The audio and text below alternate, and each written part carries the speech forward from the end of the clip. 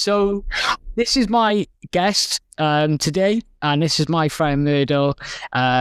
We met when I was back in the Navy. And Murdo, how long have you been in the Navy, Murdo? How long were you in there? All told, I was in there 20 years, so I'd done my full time. You did your full time, didn't you? Yeah, I did the full time. That's right, yeah. So Murdo was called Dog Boy, right? So when I first met Murdo was back in 2002. And I was obviously a baby at the time in the Navy, and Murdo was kind of like my person that sort of like that had to look after me, because we were on HMS Richmond at the time. And that's when I first met Murdo, and he was a bit of a legend on HMS Richmond. We were in the mess 30. We were in mess 30. Or were you in sort of like the top end of the ship? I can't remember. No, I was still back after the time, because I was still OM1 at the time. Yeah, that's right. Yeah, so you were kind of like looking after me at that particular time. So that's when you first met me. So I remember like chatting to Murdo like a lot, like, you know. So when I was like baby, so I was like 18 years old, and I left obviously my finishing of training, and then obviously went to my first ship was HMS Richmond. So on my tattoo, I've got a massive tattoo was HMS Richmond. So any of the ships that I had on, Richmond was always my favourite ship, and obviously what was everything about my life and everyone I talk about was HMS Richmond, because it was a bit legendary and it was all men, right? So back in the ships back then, you had men and women, and obviously we just sort of like on Richmond, it was just all men, right? Murdo, it was just like all men. It was one of the last what they call stag ships. That's right, yeah. I think Richmond and Lancaster were the last two when it came to it. So, obviously, I've been on the Westminster as my first ship, and that was men and women. So I had both perspectives. And also, on Westminster, it was all mixed messing, whereas some ships will go what they call tribal messing. So that's just all the stokers together, all the OMs together, you know, and they changed it a little bit, a lot of the ships after the Falklands War, just because if they had a stokers mess and the ship gets hit, all the stokers are written off and that's it. Well, so that's why they started going into mixed messing. We had the OMs, the stokers, which are the enemy side of it. They look after the engine side, the chefs. Everyone was all in one communal space. That's right. That was the main reason, because they might lose some stokers, but then they could still have other stokers to take over the roles they had.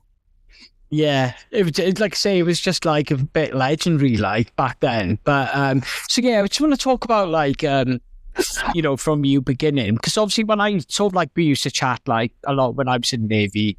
One of the things that you always spoke about was where you're from. And it's Skye, right? So obviously when we used to go on some of the ships that we went on, we would obviously we were doing sort of like our work on HMS Richmond on that particular time. But like you used to talk a lot about your time living from Scotland, right? And it's Skye, right? So let's talk about like what Skye is like. No, Skye was obviously, I grew up there. I never left the island until I was 20, because I was always of the mindset of, if you don't leave in your early 20s, that's it. You're on the island for life. And people will just live for the weekend. And that's not what I wanted to do. I wanted to go around, see the world. I'd only ever been out of Scotland once before I joined the Navy. And that was when myself and a friend that I worked with, it came to the end of our season in Skye. So come October time, from October till like February, March time, the island's dead. There's no tourists really go there. So we flew from Manchester out to Benidorm for like a week. And that was the only time I'd ever left Scotland prior to like joining the Navy. Yeah. So, like, obviously, you were born then in the top end of the island in Scotland. Were you born there? Yeah, I was born on the capital of the island, Portree. So I was born in the hospital there.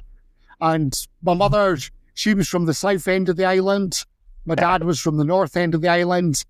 But we lived down in the south end because my dad, he'd worked offshore, so he was doing 2 weeks on, 2 weeks off. So we never got to see him that much anyway. But when I was young, I mean, my mum and my dad, they divorced when I was only like 5, 6 year old. So then we had to make that choice. You know, as a young kid, you're always going to go with your mum because it's just like, you know, it's that natural instinct with the bond you have with your mum compared to your dad. Your dad was always the disciplinarian, so you're like, all right, we'll go for mum. And because he was away all the time, you're like, well, who's going to look after us in that 2 weeks he's away? You know? So myself and my younger sister, we moved back to Portree. So we stayed there, whereas my older sister, she stayed with my dad. So he was having to get a nanny in every 2 weeks to look after her. But she was quite temperamental, so she'd never... Every 2 weeks, he was having to get a new nanny because she didn't get on with that nanny. But it was just great growing up in the island because you were free to roam the wilderness. You know, you had like so much adventure you could have, just building huts, playing armies. You know, it didn't matter what the weather was like, and you know yourself, like Wales is just as bad when it comes to torrential rain. You're still out. You know, it's like, no matter what the weather's like, it's like, you are out. So it was like, amazing group of friends I had growing up. You know, I still keep in contact with some of them from Skye now, because quite a few of them have moved to Glasgow, Edinburgh, you know, down England. But no, the growing up side of it, you couldn't ask for a better place to grow up as a child. Yeah. Yeah, it's very similar from where I'm from, really. It's sort of like, it was, I still got friends there now. Obviously, I live in Coventry now in England. But like, when I was like in, you know, being sort of like 10, 11 years old, I'm in a place called Gorsinan, which is obviously the other top of Swansea. And some I got friends who still live in the same place, in Gorsinan, in Swansea. And this is the top end of South Wales. Yeah. And it's very similar, sort of like when I look at like yourself, you know, sort of like in Skye, and like I know it's at the top end of Scotland. Wales was very similar, you know, in that type of life, realistically. It's not like massively different. You try to make your own differences and your own challenges. And everyone, you know, moves from, you know, to join the Navy. And then obviously you go to Plymouth for the first time and you're like, shit, you know, like how am I going to sort of like deal with this sort of situation? So I guess you know, when you look back at your life, are you with your, have you still got your mum and dad? Or Yeah, my mum still lives up in Skye, as does my older sister, my younger brother. My dad lives up in Inverness. My younger sister, she's in Fort William. So I get to see them. I travel up usually Easter time, summertime, you know. I take the boys up there just to go and see their grandparents and the rest of the family and that. But apart from that, it's, you know, it's just life down in Rosyth and that's it. Yeah, of course, yeah. Because obviously, like, you're back in Scotland now as well. So, like, you've obviously made that decision to sort of like to stay in Scotland. And you're living in the other top of Scotland, sorry, you're in Rosyth. Rosyth, yeah. So it's just over the bridge from Edinburgh. So yeah, that's right, yeah. So it's just across from Edinburgh. So like say I was there for like about 6 months when I obviously went to Montrose at that particular time. We were getting redone at that particular time in Montrose. So I was there for like 6 months. And obviously then I was going on the piss to Edinburgh. You know, I used to go like for weekenders, like we go to Edinburgh. And obviously, when I had my first wedding, when I first got married, my stag was in Edinburgh. sort of like I love going to Edinburgh. It's one of my favourite times in the world. Like I absolutely love Edinburgh. And I always say to anyone, if you're going on a really good piss up, you go to Edinburgh. Like, do you know what I mean? It's absolutely 100%. I mean, I'm mainly in Rosyth now only because my last ship I was on was the Prince of Wales. Yes. So I was on that for 4 years, and for 2 of that years, it was in build. So we were in Rosyth for that 2 years. So I was home every night. The kids were starting to make friends at school and everything. Yeah. So then when I had the opportunity because obviously once it had done its sea trials, it was down in Portsmouth. So we moved down there for 2 years. And then my final draft in the Navy was working in Faslane, just working on the minesweepers. Right. So just in the maintenance on them. So initially we were going to get a married quarter over in Helensburgh, but then about a month before we were due to move, I got a random email from whoever deals with the housing going, "Oh, I see that you're interested in a place in Rosyth. Do you still want a place?" And it was like, "Yes, what's available?" And it just so happened that the house we were in before was available again.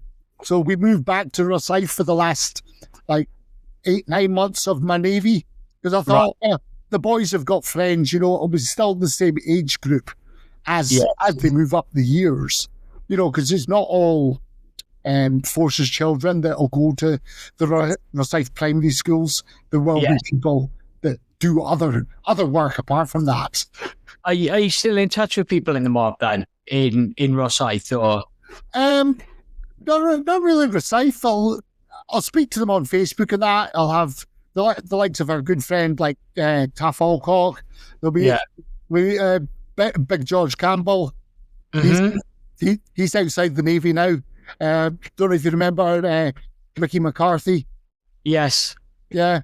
So he never did his full time. He's doing well for himself and working on the trains and that. Well, George is working on the trains as well now. So if you want LNER, so if you want cheap tickets, just give him a shout. But you know what? I got my I got a veteran card now. So, I got my veteran card now. So I went on my I went to see my mates in where did I go? I went somewhere. And it's the first time I've been in a train, because I've been unwell, and I've not been in a train since, right? But now I use my veteran card. So I got my veteran card, I went on the train. It was the first time I've been on a train for 3 years, because I've been unwell, I've not been able to drive. It was like a situation where I got in the train, and it was just like, all right, this veteran card is actually quite handy. So on Tuesday, Wednesday, I'm going to Buckingham Palace because obviously I raised a lot of money for a lot of military things. So I raised like £250,000. We're going to see it's not the king, but we're seeing someone from the people. So we're going to Buckingham Palace on Tuesday. Oh, wow, yeah, well done. Yeah. So we go into that and obviously I've got my veteran card, and I said I got one pins. I've got like a veteran pin, but the other pin I wanted to have was Richmond as well. So I wanted to have Richmond on my pin. So just had my stuff down now, it's just it's rather cool. But say when I was in the Navy, and not when I left the Navy, I was obviously doing shows, wasn't I, in the all across the UK, and we raised £250,000, so we're giving a bit of a heads up, from when I was in the mob, so. So when you were doing your shows, do you think that the Navy helped you there with building your confidence? Absolutely. Yeah. Because I can't hear a Stereophonic song without thinking of you. Because it's just like when you were playing in that band in Richmond, and it was just like Stereophonics after Stereophonics. I was like, sweet talk. Yeah, it's funny because obviously when I had my stroke, I couldn't sing. Like, because you know me, like I could sing, like, and I could sing like relatively well. And when I was trying to get like singing again, I couldn't tell you like the Welsh national anthem. I couldn't say the names or anything like that. And there's something called aphasia. And when I kind of, sometimes I lost my confidence and sometimes my speech. It's awful. But one thing that always clicks in my brain when I'm teaching, when I'm speaking to the kids, it's like 5 minutes on time. It's this time on time. It's military in my brain. And the songs I used to sing as well, like, it's in my brain. Now, the kids have never heard me sing ever. Right. They would say, like, they've never heard you sing and all the rest of it, like, but my singing was always like a positive thing in my life. And I sing sometimes by myself, like, but yeah, it's my military life. And I mean, like, I left the Navy after sort of like 6-7 years.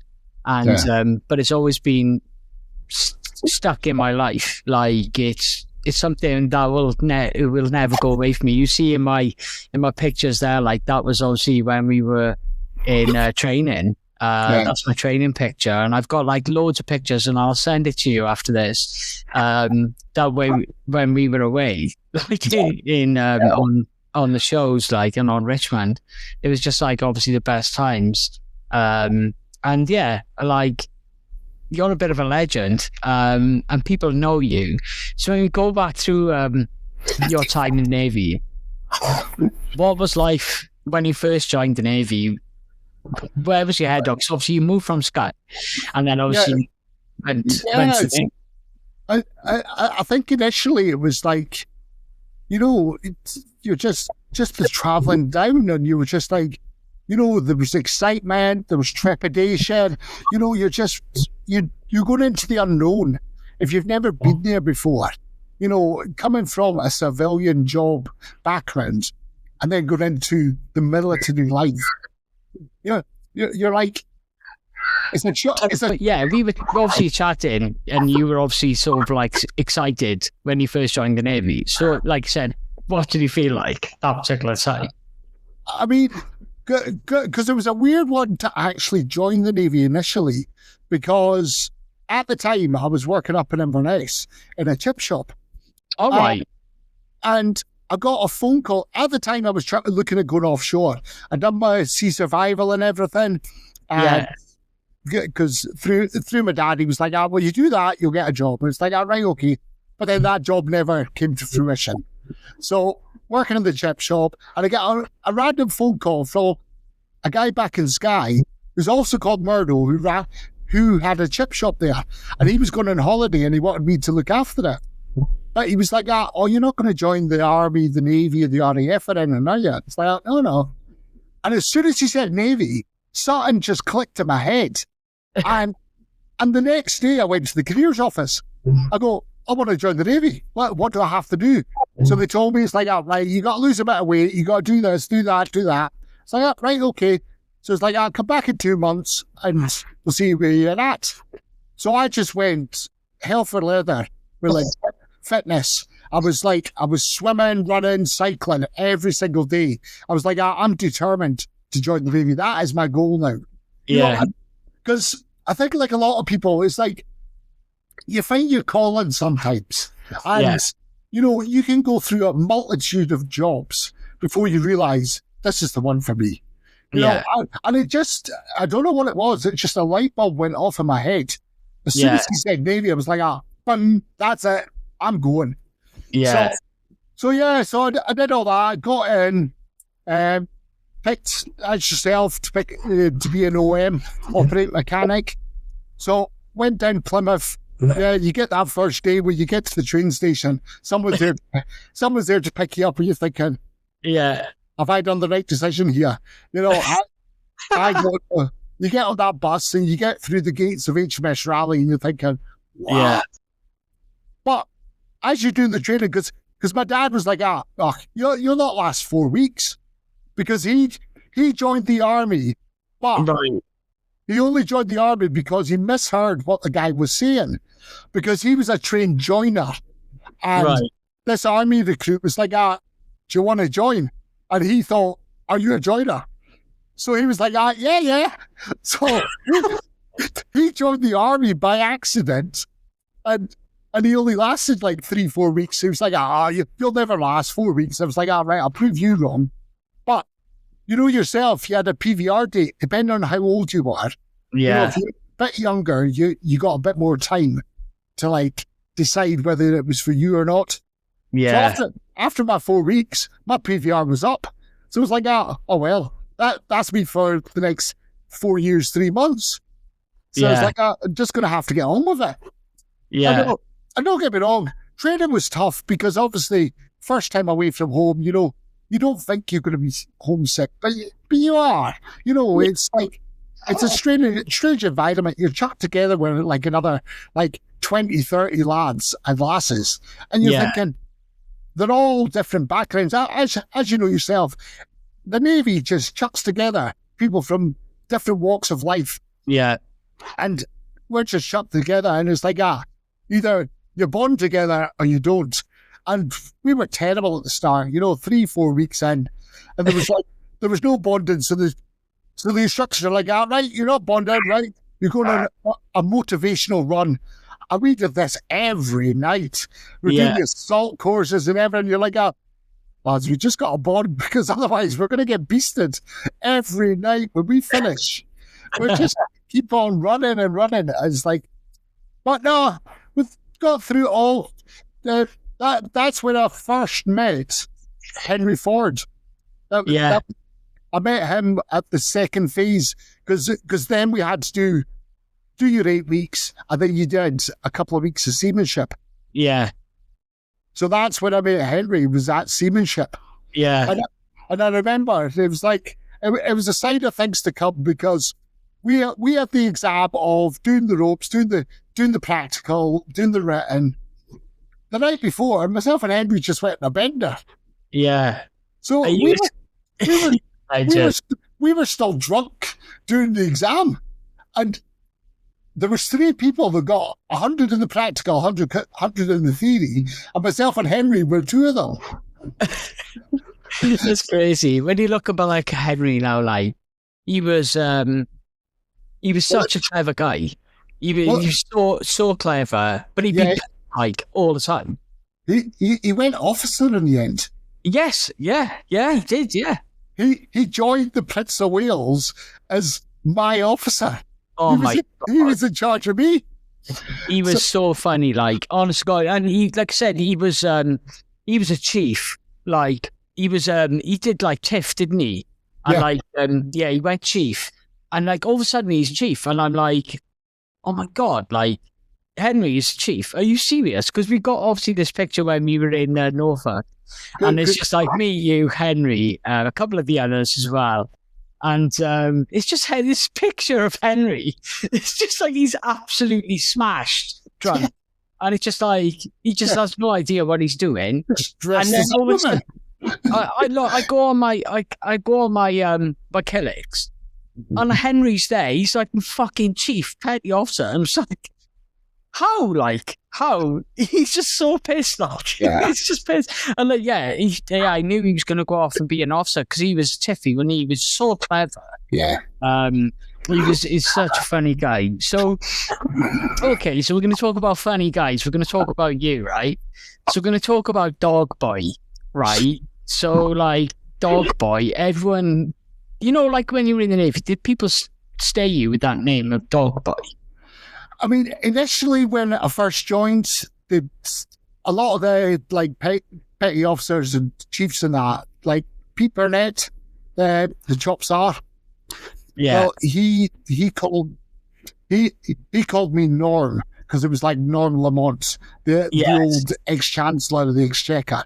But then obviously we go to do my first running show in the Navy, Saint Nazaire in France, and it was like, wow. We're in France. What do we do? It was like, we just got the pub. Like, all right, okay. So we just go to the pub. So we're in this pub. There's only a couple of pubs in Saint Nazaire. So it's pretty much the whole ship's company in this pub. Piano in the corner. People are playing Great Balls of Fire. And you're like, give it a rest. Well, yes, there's got to be something else we can do. Well, this lovely French couple walk in with a black Labrador, and I'm sitting around the table with these old shipmates. I'm like, how much to nickel for that dog? No, I'll give it a good slug. They're like, behave yourself. You're not going to do that. It's like, how much? So they start chucking franc after franc down on this table. Big mound of it. And I think, that'll be me sorted for the night.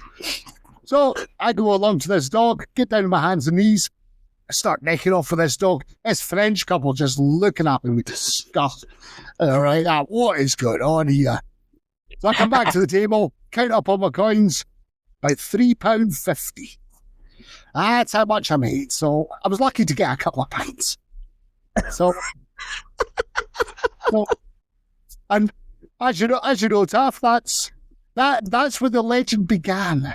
Yeah, like you say, you snog the dog, like, and it was just like, I tell my friends, right, about this story, and it's like they say you see you're taking the piss, like, you know, what you're saying is it's not real, and I'm like, honestly, like, Dog Boy he did this, he kissed a dog, and it turned into like we were in Turkey at the time, because it was just before 2/11 at that time, or 2/12, and it was like in America, and there was just this fucking story about Dog Boy, and then obviously like he's like Dog Boy's like, I'm an OM2, like it's my first ship, and I've got this story about Dog Boy, and me and Dog Boy are hanging around. We used to hide, you know, like at the forecastle. So we used to go on the forecastle, right? Forecastle in the rope bins. With the ropes, and hang around and sleep on the forecastle, right? It was me, you. It wasn't Henry, it was someone else. Oh, it was, what's his name? I'm still in frenzy with him. Shit. It was me, you, and there was the other lad, and we were hiding in the forecastle because we'd been on the piss. Because I know at the time you had Big Fat Bob from Bolton. Yes, yeah. There was a couple of lads. We used to hang around in the forecastle. Harry Potter and that. Yeah. We used to hang around in the forecastle. So yeah, it was just like there was sort of stuff that we used to do.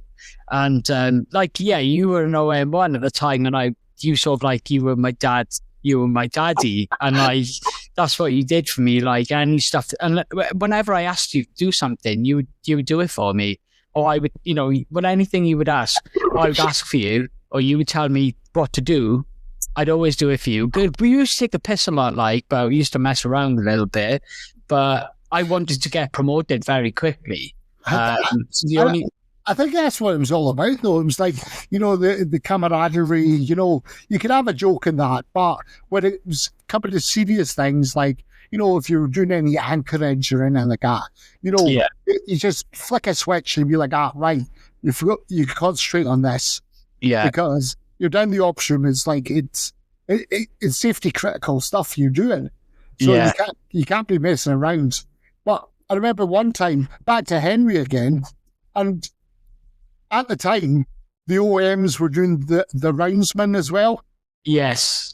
And I remember we had the first. So we're doing the first, and we're like, and the Sims had just come out on the computer. So I had my laptop. So myself and Henry were working around the plot an hour about, and then doing an hour of rounds. Well, we decided we're not going to do this hour of rounds. We're going to go down the mess and play on the Sims. So that's what we did. But little did we know that the chief for the aft tracker, John Cheney, he had been sat up there the whole of the first. So he came down the ops room about 10:30, 11 o'clock going, who's the roundsman? Myself and Henry put our hands up, and they're like, you've not been up the aft tracker. It's like, yeah, we have. We just thought you were there. And we decided not to bother you. And obviously, we hadn't been there. So myself and Henry got 3 days' 9s for that. Yeah. It's like we were always like in the ops room, like doing something. Like, it was like, like 3 o'clock in the morning, like, you know, sort of like hanging around, like, you know, trying to get in the ops room sorted, like after trying to go after, you know, after nights. And like, you'd be like, you just want to like go to bed, like, do you know what I mean? Like, you'd just be in the ops officer, like, just hanging around, like, and then Henry was like, he was like my killick at the time then. All of a sudden, they give, I remember Henry, right? They give him, he was a killick at the time, and obviously you were, they give him his thing, and obviously he had a killick he was a killick for the first time, and then he started taking it a little bit serious, like at the time, and we were taking the piss out of him, and we were saying, "Oh, come on, Henry, you're taking the piss here." And he used to be like, yeah, I remember he got his killicks like really quickly. And I remember that at the time. When you look back at it now, he's talking like 20 years. Yeah. It was just like stuff he used to, he had this little bit of a click at the time. And he just sort of like said, "Oh, I'm going to take this seriously now." And it's just like, "Well, no, Henry, you're taking piss here." And you used to wind him up like something insane. But yeah, he was such a legend, like, and like I say, you're still in touch, right? Yeah. He's because he's done his time as well, and he's just, I say, he's so smart, because he's like, I think it's 4 degrees he had, and he was bored, so he was thinking of doing a law degree. It's like, who does that? You know. But he's just working, like last I heard when I was speaking to him, he's a caretaker at a school.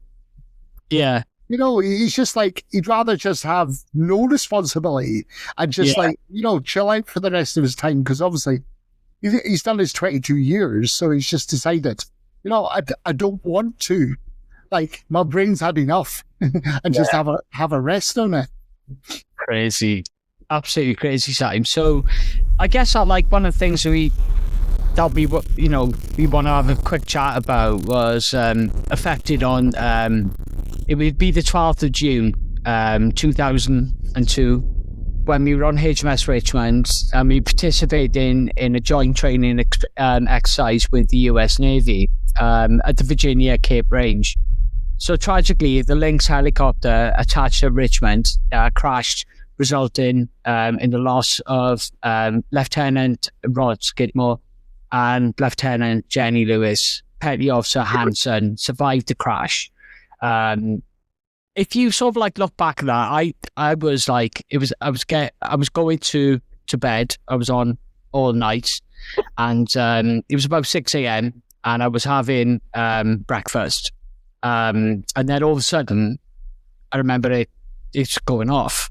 And the helicopter, I was in the ops room at the time, and I was coming out of the ops room, and I heard who was in our ops room. He would have been working at the time. I can't remember.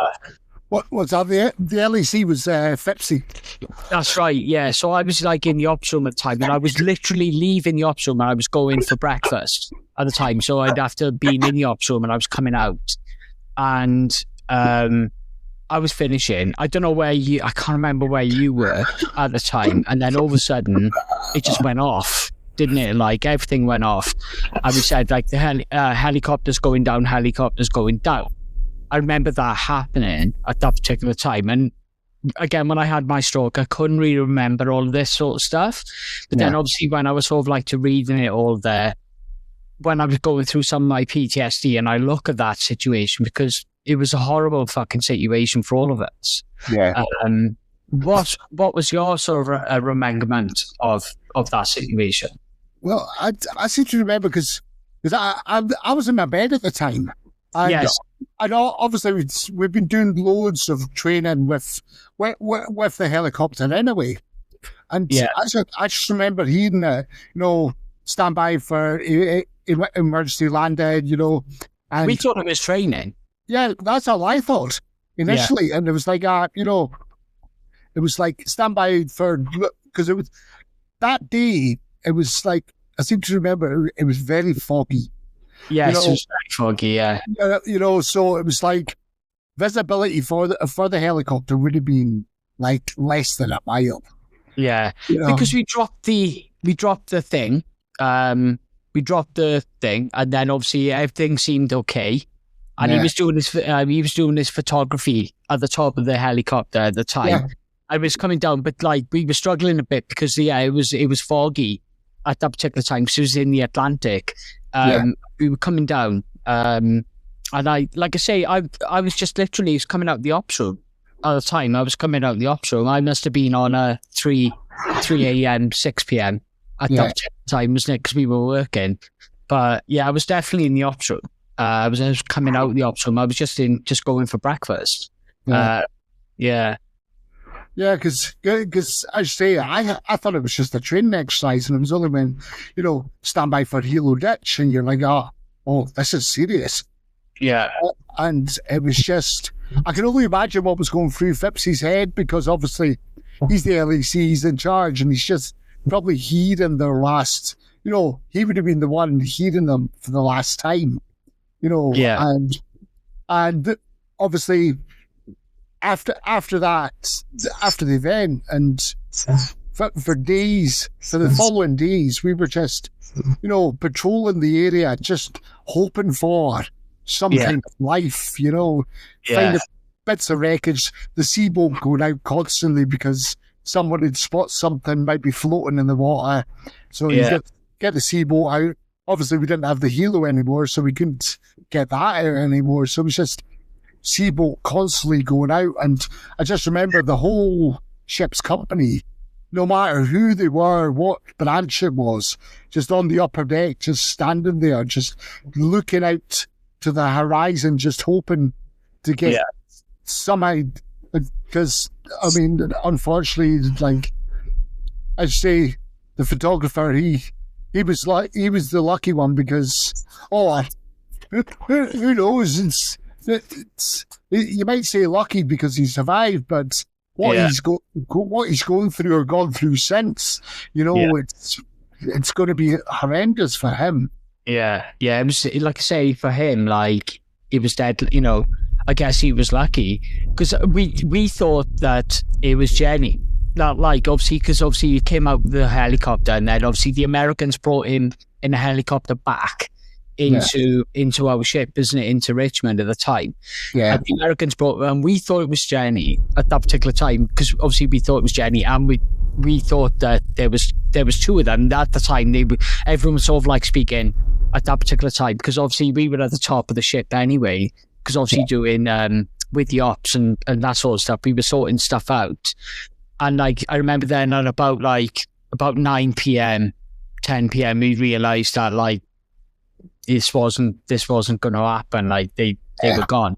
Like the pair of them, they were gone. Like, and it was just for us to sort of like to understand like what had happened. And I struggle with my awareness of I have night terrors. I have terrible night terrors. Like, I don't know if it's just because of affected what happened with that, that evening. And did it affect my time in the Navy? I don't know.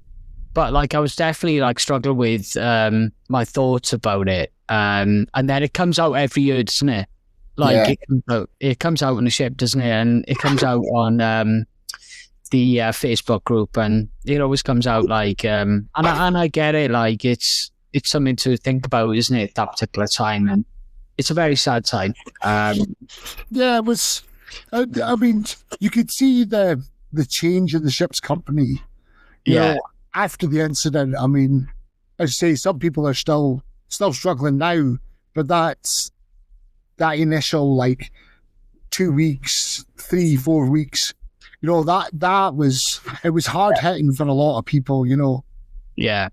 But I'd say it's especially with the tele group as well. They struggled more. But I worked in the helicopter because I was working in Thing at that particular time. It was me and Nobby at the time, because obviously, like I said, I was in that group, like the SMAC ratings. Yes, I was in SMACs, yeah. So like I was due to go like that night, or a couple of days later they said I was going to go up. Yeah. So like for me at that particular time, because I remember my mum was shitting myself because I was due to go up, like, Yeah. and my mum was just going like absolutely bonkers because obviously at that time we didn't always have our phones, like, and our emails at the time, wasn't it? You'd always get your emails every now and again and that sort of shit, like, but it wasn't the best. You look at it now, like they get their bloody phones like for everything, don't they? Whereas we used to have our 30 minutes paradigm cards, and that was it. Yeah, exactly. Yeah, you get about 30 minutes when you like this photo, that's what you get. But okay, so let's talk about then leaving the Navy.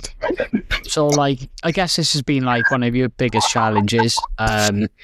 You sort of like you left, you came back, and then you went back in. The Navy, obviously, I left October 2004 initially because, well, only mainly because, you know, don't get me wrong, I enjoyed my time as an OM, but it was the operations room. I just, you know, it just ground me down. Just, you know, if you're doing your Thursday wars and you're sat there for 6 hours just looking at the radar screen, because I loved, you know, working part of ship, working with the, you know, with the guns and everything, because it was most of the time I'd do the weapon side of it. So I just decided, because I was on the signal twice for Ceilidh, but I didn't feel I was right. Like mentally and physically, I just didn't think, you know, I'm not going to be a good Ceilidh. I can't do this, you know. But it was also the worry of, you know, I'm going to have to speak in front of the people. I'm going to have to take up a more like predominant role. And I enjoy just being an OM1 and, you know, the respect you got and everything. It was just quality. But I just decided, you know, I don't like that as a job. And then going further on, you go as a Ceilidh, you got to make your choice of AWW, AWT, and it was just AWW would have been the way I'd go, but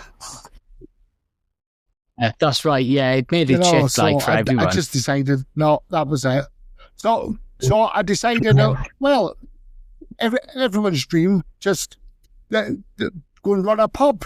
So I went and I did the bar management course, 4 weeks up in Lancaster, and I thought, oh, this will be the way ahead. But you don't realise, you know, it is a struggle to get. You think, I'll just step outside from the Navy and then that's it. Every man and his dog will want you. But it's not the case.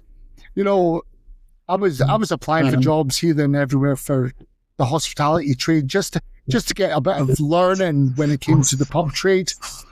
And the first job I got was like, it was the middle of nowhere. It was like between Nottingham, Leicester and Melton Mowbray.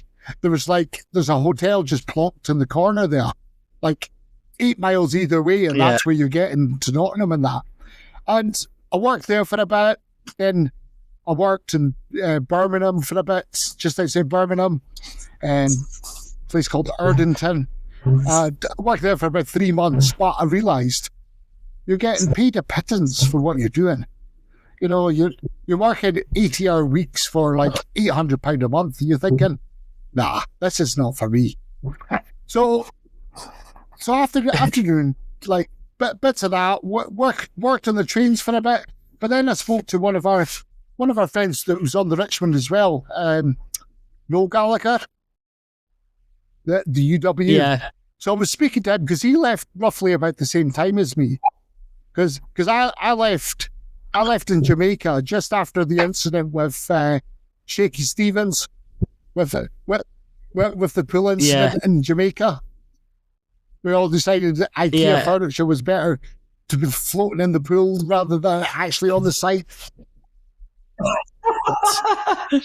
Because pretty much the day before I was due to fly back home, then there was a whole bunch of us were meant to go on a rum tour in Jamaica, but Shaky decided, because he got collared by the RPO and Jace Cherry to say, right, if you don't tell us who was involved in all this incidents, then you're the one that's going to get in all the trouble. So he just cried to the RPO and just like dubbed us all in. So myself, George, everyone, all got collared with it. So yeah, I left to Jamaica. Did about 2 years of being outside, and then I was speaking to Noel Gallagher, and he was thinking of coming back in, and I was like, Yeah. oh, well, I was actually thinking of it, but by that point they'd made a WE branch, and I was like, well, everyone wanted to be like when it was job changes to do WE because you did nothing. You did 3 months. 3 months. You didn't have to go down the ops room. You didn't have to do this. You didn't have to do. There's so many perks to being a WE that it's like, right, I'll go back in as a WE, and that's what I did. I went back October 2007. Had to go back to training again. I had to go back to rally. I didn't have to do the phase 1, but I was in holdover in rally. And so I was just sat about and I thought, well, I'm here for 4 weeks until the next course starts in Collingwood. Then I had to sit around rally. Yeah. So I was like, what can I do? And I spoke to the chief there and she was like, well, what do you want to do? I was like, well, I could do my English and maths and that. So I started doing bits of that, but then I started getting roped into like exercises they were doing in rally. And I thought, I can't be doing that anymore. Yeah. So I spoke to the chief and I was like, you know what I really like? I really like sailing. And she was like, Jupiter Point, you can go there. I was like, that's me. I didn't care about sailing. I just wanted to go to Jupiter Point, get out of rally. And that's what I did. Yeah. And then I had to go and do phase 2 again. And lo and behold, you remember, well, was the other Richmond or not? It might well have been Carl Starkey, the chef. Oh, right, the terrible chef. Starkey. Tuna pasta bake was his speciality. So that was all he could, though. Yeah. It was terrible. He was shit. Terrible. So anyway, I went to phase 2, and he was the RPO.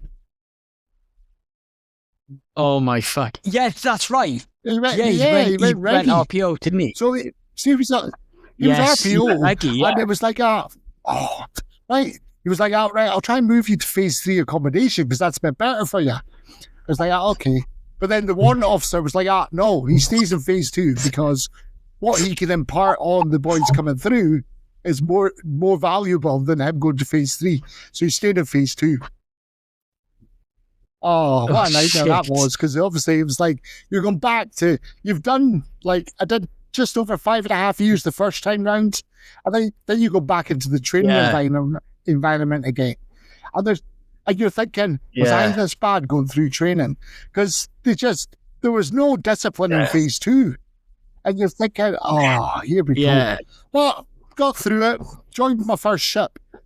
Well, just before I joined my first ship, actually, there was, because at the time you could look at the FOS, so you could see what a ship was doing for the next 6-9 months. Yeah. All right, so you were looking at the forecast. So we got to have a look at that just near the tail end of our training, before you could decide what ship you wanted to go on. So we had a look at it, and it just so happened the Kent was going to be going over the Far East. And I thought, I want to join that because I want to go to the Far East. And somewhere I haven't been so far in the Navy. I'd been to the Gulf, been to America. And I thought, the Far East is few and far between.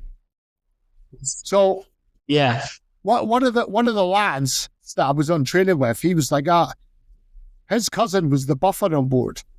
So he was like, my cousin's the buffer. I'll get on there. It's like, well, So I spoke to, remember Big H, the writer, Mark Henderson. So I sent him a message. I was like, right, H, I want to get on the Kent. He was cool as fuck it. Yeah, He Scottish cool, fan, big Rangers fan. Yeah. That's right. Yeah. Yeah, so I lad, messaged him and I go, any chance I can get on the Kent? It's like, oh, what's it doing? Is it going global or what? And I was like, no, it's going Far East. And he was he still working at Killing? No. He was away doing whatever.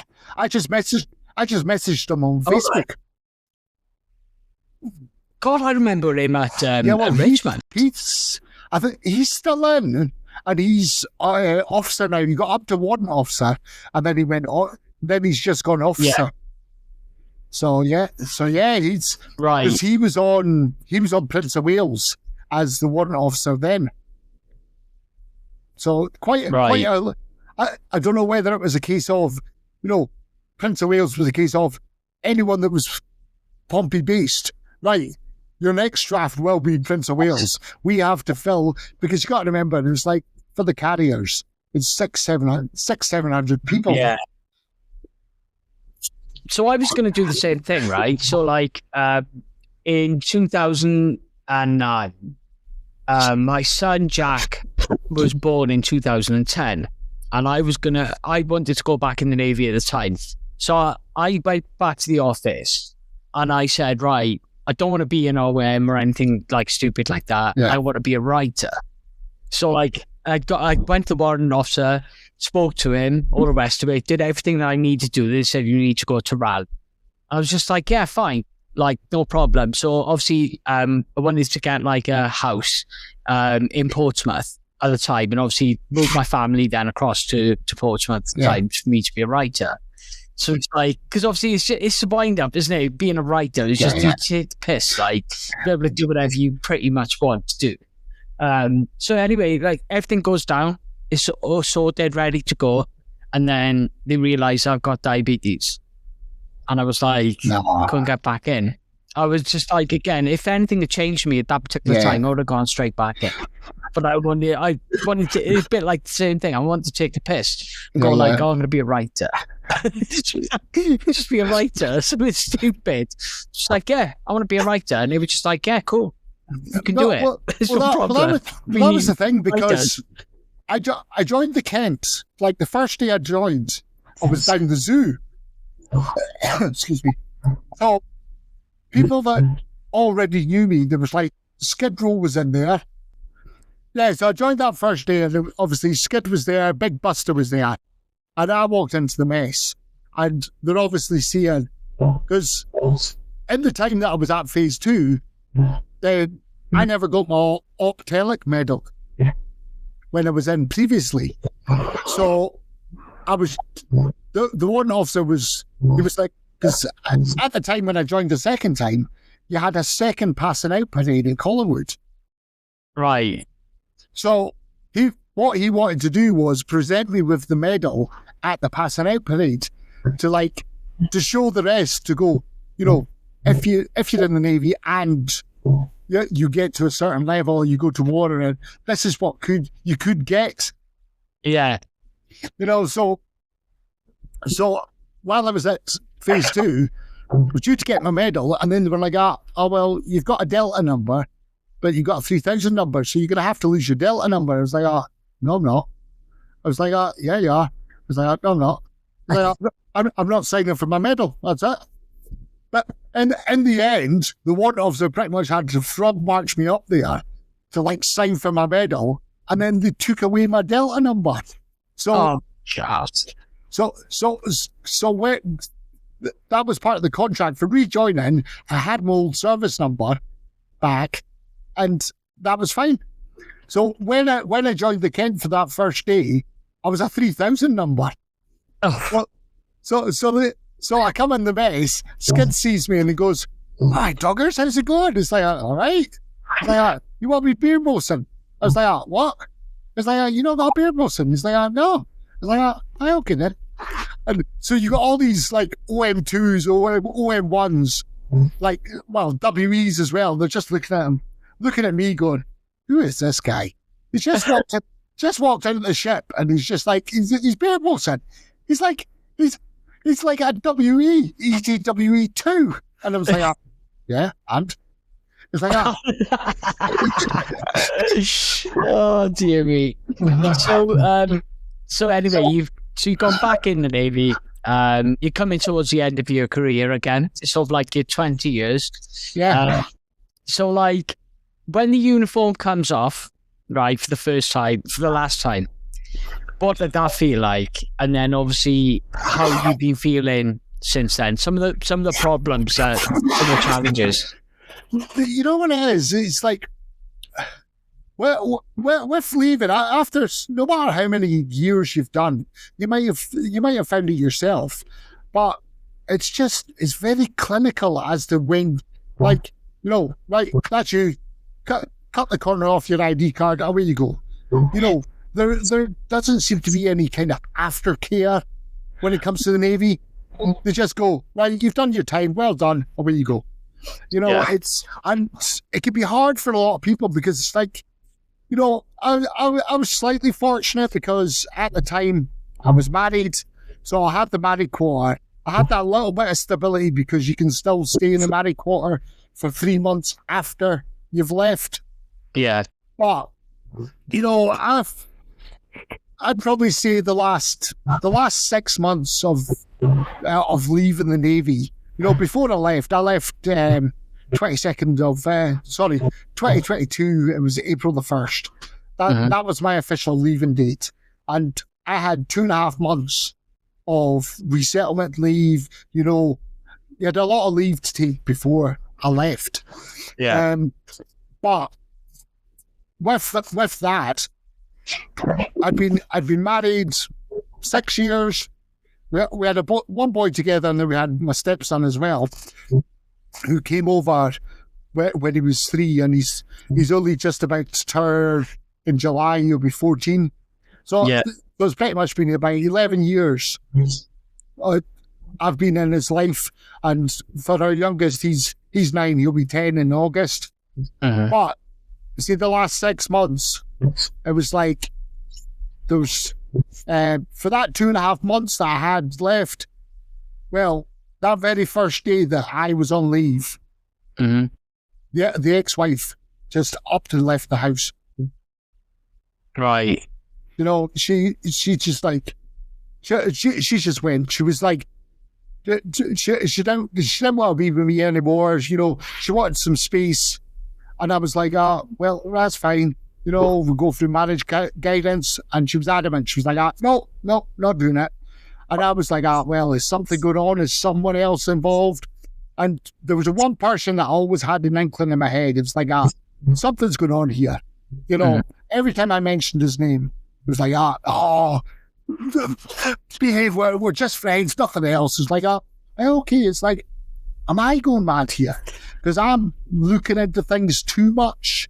It was like, because one of my good friends, she was trying to help me through it, especially like, the initial like first couple of days of thinking this could be over.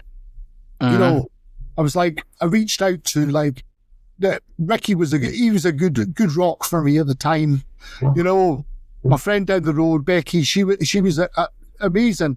But then she was like, well, have you got access to her phone records, this, that, and the other? And I started delving into that, and she'd been texting this guy more than she should have been. It started off maybe 50 a month, then 100, then 200, and it was getting to about 500 texts in a month to one person. I was thinking, nah, there's something going on here. And eventually, it was my youngest that actually like spilled the beans, because I'd been playing it through my head going, there's something going on here, there's got to be. But every time I'm getting shot down and I'm thinking, maybe not then, maybe we've got a chance. And it's, it's playing with your mind constantly. You're thinking, what is going on here? It's like, so mental health at the time. You're at sea, like, at the time, sort of like coming back. No, not for that period. I was, because obviously I was working over in Vaslane. It was the tail end. Okay. The last 6 months, so I was over Vaslane, so I'd go away on the Sunday, come back on the Tuesday, Wednesday, Thursday, whenever it was. Sometimes I'd just like arrive back home, and it used to. Now looking at it, then I can understand, because she'd go, "Are you trying to catch me out?" It's like, well, no, But then obviously that's just a guilt thing with them trying to reverse it. Where it's like, you know, you're doing a bad thing, but you're trying to like reflect it onto me by saying, oh, well, you're the one in the wrong because you're not telling me you're coming back. When actually she was having an affair for like 6-7 months. Yeah. So try to find it out. In that situation there now, so like you're looking, so it's sort of like you've got like a half 50% situation. No, not at all. No, it started off with that when I first left the Navy with the job I was doing fibre installs. So we'd do it where it was, I'd have the boys for a couple of days, she'd have them for a couple of days, and we'd split it that way first of all. But it didn't really work out because come the tail end, I only worked for that company for about 10 months because it got to a point where the boys would be like, they'd not be well, and then I'd have to pick them up from school, have to finish work early and everything. And the ex-wife would just be, well, it's not my day to have them, so it's your responsibility. So I gave that job up. But then the job I'm doing now with the welfare hire company, well, I said to her, it's like, oh, listen, I'll have the boys every other weekend because I'm off every weekend, so I'll have them every other weekend. We'll work it that way instead. So that worked all out just fine for a wee while. But then she got to a point because my youngest, he's always known how to push her buttons. He'll always flare up too hard because I was always the disciplinarian one. So it was like that, you know, install a bit of discipline to them. You know, there wasn't anything major, but it's just a case of, you know, they need to have structure. They need to know boundaries. You sounded my life, mate. Yeah, you know what I mean?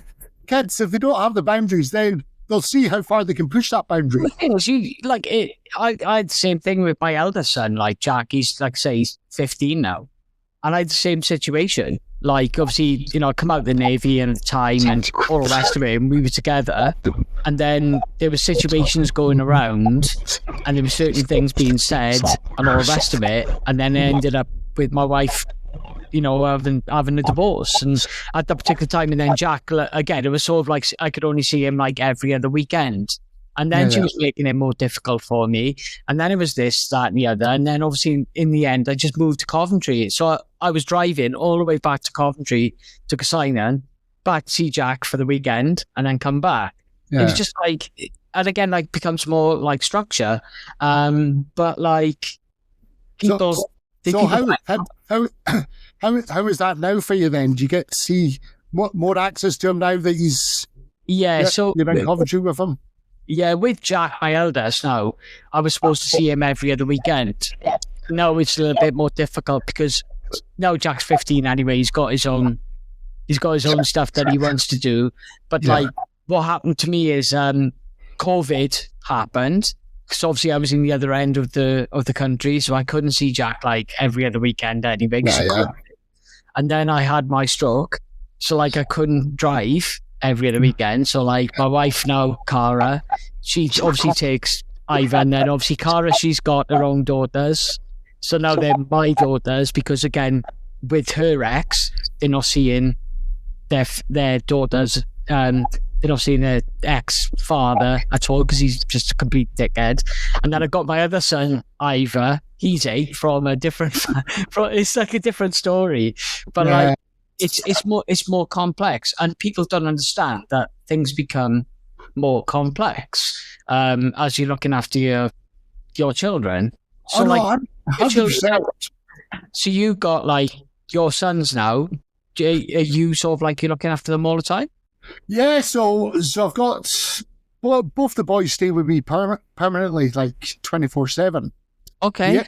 The eldest, the stepson, who's no blood to me.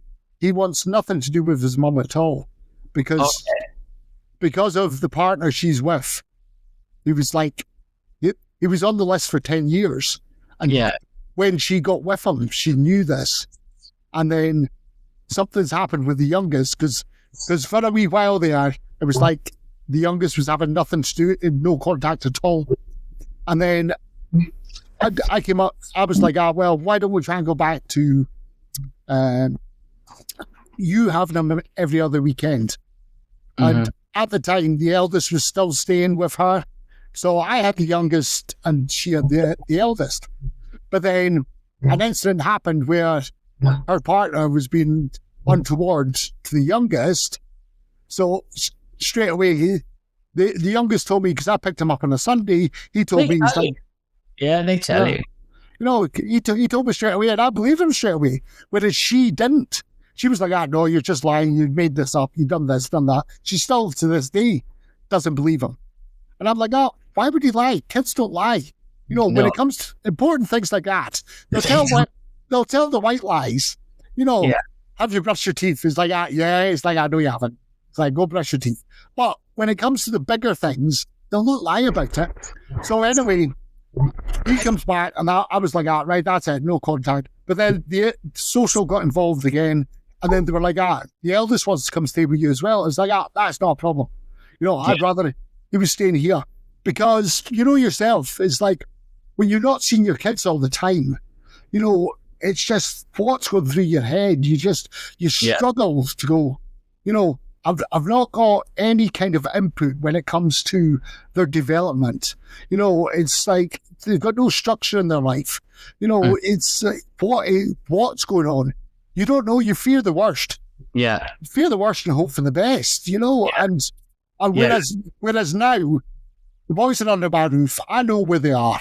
You know, I know what they're doing. I know they're safe. You know, it's a completely different mindset you've got. Yeah. You know, that's normal. And again, I think a lot of men go through that situation. Like I said, I have it with my younger son, Ivor. So I see him, we're pretty much like 50%. Obviously with my ex-partner at the time, we have got a relatively good relationship, but all of a sudden now, she's got involved with this bloke. It's, again, that's another story, right? But I worry for Ivor. Yeah. He's 8 years old. I worry for him. Yeah. And I know that, in fairness, she's pretty standard, like. Whereas my ex-wife, like, she makes my head look. I'm the same. I worry sick for him. Yeah. And like, I really do sick for him because I don't see him now as much as what I used to. And Jack, I'm very lucky that Jack is a very, very nice kid. He's very nice, and like, he's going to be a great kid. He's going to be fine. Yeah. But like, I still worry for him at times because, like, again, my ex-wife is a nightmare. She's a nightmare. Are they still in the same house though? Is Jack in with Ivan? So Jack now is obviously in Swansea. So right. Yeah, I don't see him. Even though I used to drive and used to see him every other weekend, I used to drive all the way down, 3 hours, then 6 hours. So go back, obviously, to see Jack when he was little. Jack was 3 years old when me and my ex-wife got busted up. Because obviously I was going to join the Navy at the time. But yeah, it's like I said, if you go through my podcast, you'll see like some of these stories about that. But like, yeah, I feel like any men's struggle is with that sort of like situation when you like your headset is just like you worry sick, and it's you under massive stress and anxiety, and then you worry sick, right? Oh no, it's 100%. It's no, I feel for you because it's like I know your pain because I was exactly the same with the boys. You know, I didn't see them for 2 weeks, and you know, you just wondered what has happened in that time. And I find out more and more when you know the first like parents' evening I have to go to when the boys have been here. Mm-hmm. You know, and luckily enough, it was like there was about maybe 2 or 3 months before that first parents' evening, and it's like, oh no, the youngest has changed a bit. You know, the oldest has changed a bit. I was like, well, maybe that's because of where they were before and where they are now. Yeah. You know, the eldest was, I don't know whether she was getting up to like look after him when it came to like going to school because he was seemingly turning up with in dirty clothes, you know, unwashed and everything, you know, and he was just a target for bullies, you know. Yes, and, yes. You know, it's just bang. You're the kid we're going to have. That is a massive challenge for. Obviously, we care for our children, right? We want to, you know, turn up. They, you know, like say they want to do rugby. Like my daughter now is like, obviously she's my daughter now, but she's my daughter. But then obviously I worry to make sure that she's got the right best football boots. She's got this. She got football. She's a goalkeeper. She's got like gloves and all the rest of it. And you just want to make sure that. And again, like because I don't see Jack all the time. He used to turn up with just the most dodgy shit like ever, but then I'd be sticking him in like with like Jordans and Nike things, and then all of a sudden the stuff would disappear. And it's been like, why is this stuff disappearing all the time? And I had the same thing with Ivor to a certain extent, where like Ivor's sort of like I'm turning up with like, you know, North Face and that sort of stuff, tidy stuff. Yeah. And sometimes he's rocking down like I'm just like, what's going on here? Like, do you know what I mean? It's one things to look like half tidy, like, and again, that's a naval thing, I guess, because it's one things to look like half tidy, and that's just the way it is, right? But it's really challenging. Well, that's the thing. I mean, because obviously I work full time, and then I'm getting up 6:15 in the morning, maybe go for my shower and that, get the boys up at 6:30. The eldest going for a shower because I don't want him being the stinky kid, so he's going for a shower every morning. You know, he's no missing the bus or anything like that. The youngest will get up, and good as gold because the youngest can walk to school. It's only like a 10-minute walk to school. Yeah, so he'll walk to school, walk back. No issues with him whatsoever. But it's having that ownership of your kids and just going, well, I need to get up a bit earlier to get myself ready so I can get you boys ready. So come 7 o'clock when I leave, I just double checking them at 7 and go, right, we'll see you later on, have a good day. And then I go to work, knowing full well that they're wide awake and they're ready to go to school. Don't be a scrambag, like. No, that's what I call him. I call him a scrambag, man. I'm like, well, what do you mean by that? And I'm like, that's a naval thing, man. Don't be a flipping scrambag, man. Don't do it. That's what I say stuff, and Connor, my wife, she says like, Robbie, like, what you saying, man? I was like, these kids are just scrambags, man. Like, I can't handle it. Just get them sorted. And the thing is now, my other daughter now, she's 12, and now she's got that teenage thing going on. And like, obviously, because she's not my daughter, she is my daughter, but like obviously she's Cara's daughters. Yeah. And now they just sort of like Scarlett, like it was she's 12. Now I'm just like, I don't know how to deal with girls. So like obviously I deal with boys. Don't be a scrambag. Do this. Get this sorted, that sort of stuff. And now with the girls, just like Violet, she's a tomboy anyway. She was just like, she wants to be a footballer anyway, so it doesn't matter.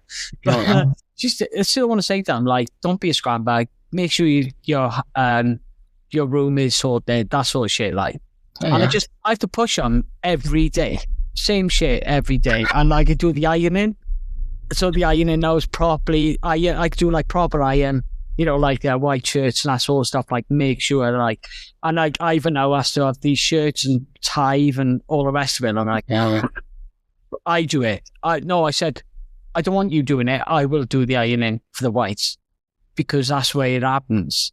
It's from training, man. Yeah. No, 100% no. Yeah. Okay, so we're going to come to the end, right?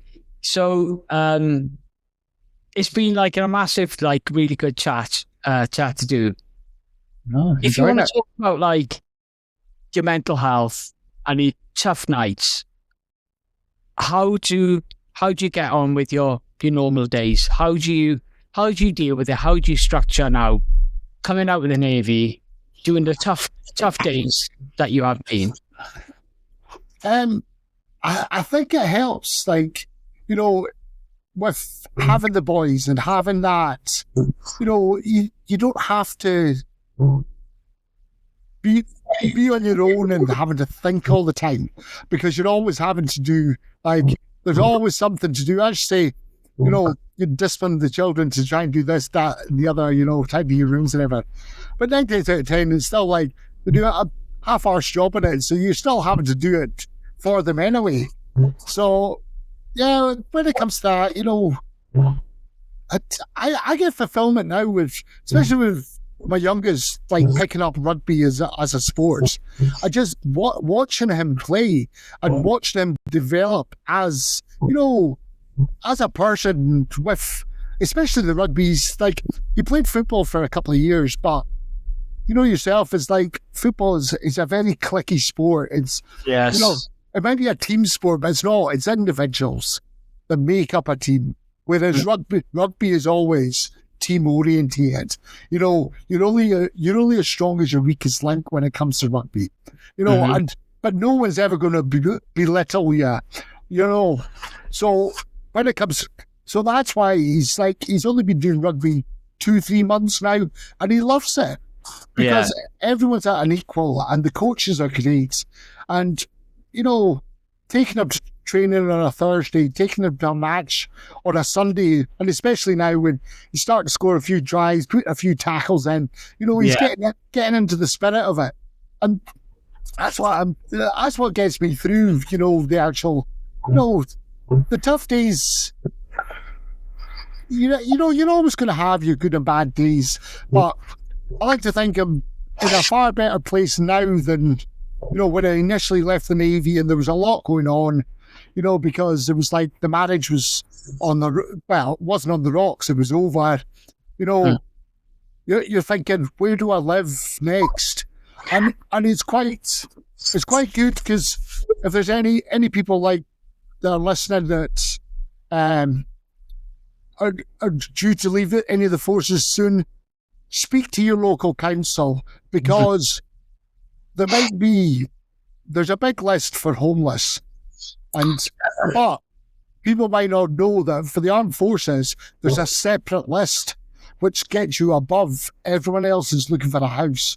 So especially if you're in a married quarter, you're not making yourself homeless. You are getting made homeless by the Navy, by the Army, by the RAF. Yeah. So if you go and seek out your local council, then they will give you a house, because depending on how many forces people are on that list, it jumps you above anyone else is homeless. Yeah. So you can get, there's a lot of help out there for, like, the White Ensign. They do fantastic work, Help for Heroes, the British Legion. They'll give you help if you need it, if you're struggling when it comes to any kind of mental health. There's so many places now that it's more acceptable to say you're struggling when it comes to mental health, whereas before it was very much a taboo subject. It wasn't even like, even back in our day with the Navy, you were never depressed, you were never this, you were just a bit down, It's like, we'll go for a couple of beers, we'll have a chat, and that's all it takes sometimes. It's just like having that person that'll listen to you. It's just like over a cuppa, over a beer. It's you need to reach out more, because I mean, God rest his soul. We had a boy on the Prince of Wales. He was only a young lad, 22, 23 maybe, massive into his gym, and we thought he was always smiling, everything, but he took his own life because you don't know what's going on. It's like people's heads. It's just like, it's a minefield, and for people to like not seek out the help. I mean, I've had to deal with it in other ways, like excuse me, with the ex-wife, because she suffers from depression and mental health, and she's tried to commit suicide a couple of times. Yeah, and it's having to deal with that. Like, it's as if you're going through it. That's the thing. It's not just her going through it. It's that effect. That effect, she's got to that point in her life where she's got a husband, got kids, but then it's not enough. there's so many demons going on in people's heads sometimes that you can have the happiest life going, but that dark day can take over you. And, so.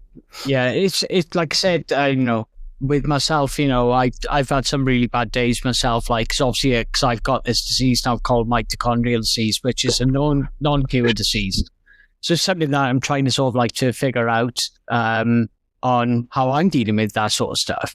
But like, there's always help. There's always sort of like, and this is why I do my podcast, and this is what we call Talk Tonight, is because we have that function. There is function out there, and all the podcasts I do now, I'll put down about the Legion and that sort of stuff as well.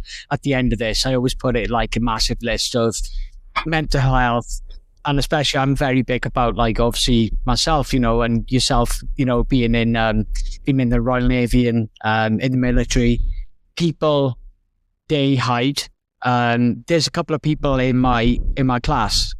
They've taken their own life. There's one guy in my team there, in my thing there. He took his own life, and for no reason. Like, we thought he was he was a beast. He was, one of the nicest guy ever. And then all of a sudden, like, we found out, like, it's about 15 years ago, he took his own life. And we know that, like men, we really do hide things. We do, like, talk things about, like, pictures of what our problems are. We hide, we mask our situations, and we should never be able to do that. This is what we do with the podcast, is to meet people like yourself, is to talk your stories, is to sort of like to be real about your situations. You're just talking about your ex-wife and that sort of situation. All you really care about is your children. And like for me, like, I've been through some, bad deans and feeling awful. But I'd never want to lose my children. Like, they're the most important things, like, right now. No, 100%. It's having that little switch where it goes, you can quickly go back to reality and go, well, what if I did this? What would that affect when it came to my children? I mean, who's going to look after them? I mean, my mother's, she's like well into her 70s now. She's not fit enough to look after two young children.